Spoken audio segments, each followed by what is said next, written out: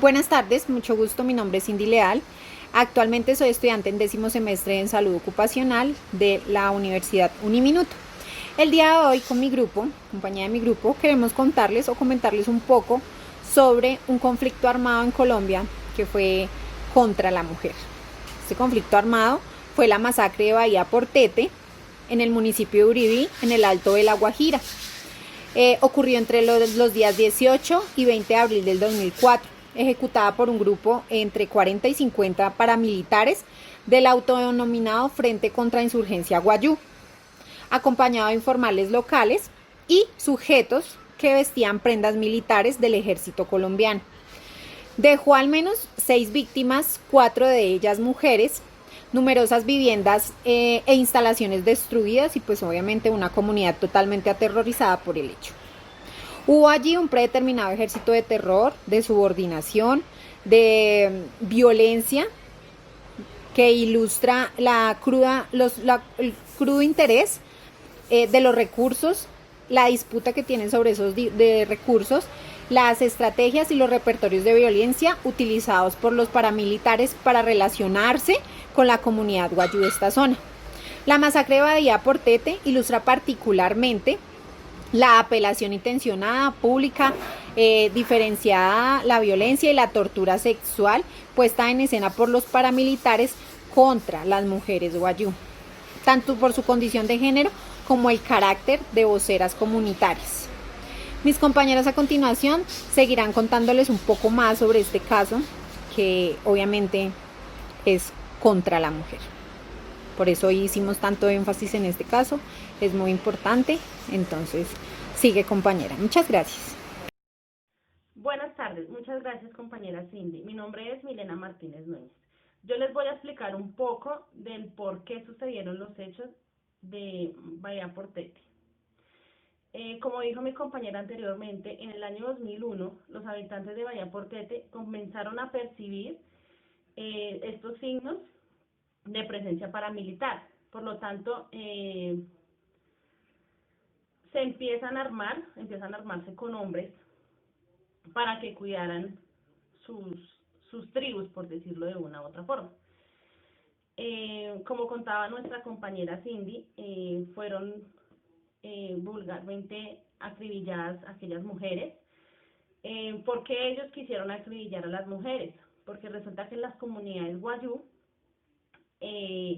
la mujer es el símbolo como de fuerza, por decirlo de una u otra forma, ya que las mujeres son las únicas que pueden levantar de combate pues a sus compañeros caídos. Entonces, por eso ellos quisieron atacar a las mujeres, porque las mujeres dentro de su tribu son como el símbolo preciado, son como las diosas, ya que ellas pues son las que dan a luz a los hombres y mujeres de esta tribu. ¿Qué papel cumple el desplazamiento forzado dentro de este escenario?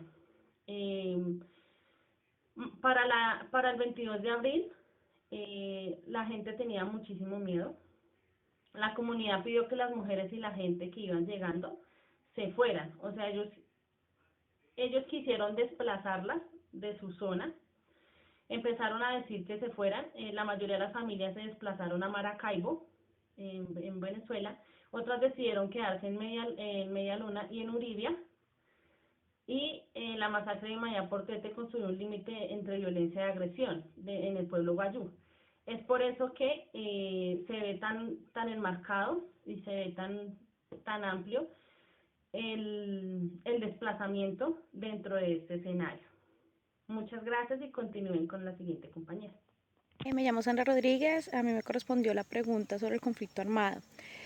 En Colombia hace más de 70 años venimos enfrentando el conflicto armado, donde hemos visto cómo la violencia ha golpeado directamente a nuestros pueblos, a nuestra gente campesina, donde muchos han tenido que salir desplazados, donde muchos fueron reclutados a través de todos estos años para formar parte de una guerra que no les correspondía, por decirlo de alguna manera.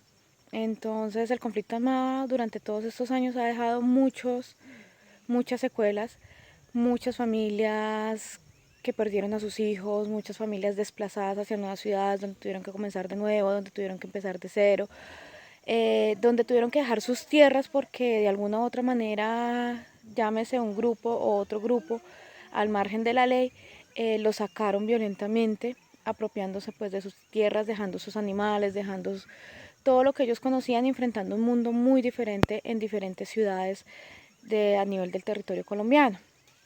Este conflicto armado en teoría tendría que haber parado en el momento en que se firmó el acuerdo de paz, pero no es un secreto que a nivel de que va pasando el tiempo y los meses, los grupos se han vuelto a armar, aquellos que quedaron al margen de la ley en algunas zonas como el Cauca, como el Casanare, como Yopal, se han empezado otra vez a conformar estos grupos al margen de la ley con el fin de volver a tomar posesión de lo que en algún momento ellos tenían en ese poder.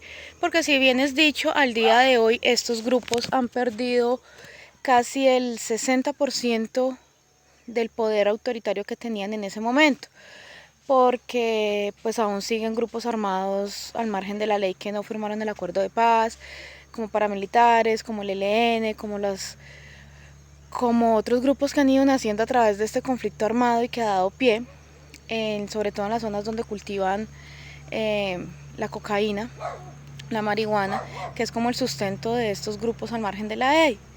Entonces en sí, digámoslo así, que Colombia sí ha hecho un avance muy grande en dar un primer paso en firmar un acuerdo de paz con uno de los grupos más grandes que más violencia ocasionó durante todos estos años, pero aún le falta muchísimo para poder encontrar ese punto de equilibrio y decir definitivamente en Colombia ya no existe un grupo armado y definitivamente en Colombia ya tenemos paz. Entonces yo pienso que todos debemos desde su punto de vista, desde su casa, ir inculcando la paz. Siempre he dicho que la paz entra por la casa, entonces para con el fin de que más adelante no seamos más violentos de lo que éramos en algún momento. Cordial saludo para todos. Mi nombre es Gina Guevara y yo voy a seguir dando respuesta pues al interrogante.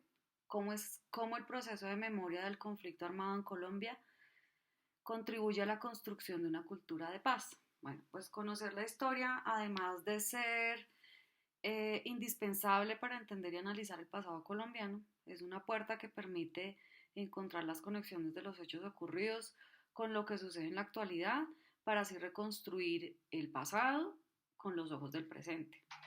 Partiendo de esto, es posible establecer que la educación es un factor trascendental para la construcción de memoria y la cultura de paz en Colombia, ya que esta es la base de la formación de nuevas generaciones con conocimiento de una cultura de paz y valores en donde se inculque el respeto y las diferencias de toda índole. El respeto, perdón, a las diferencias de toda índole.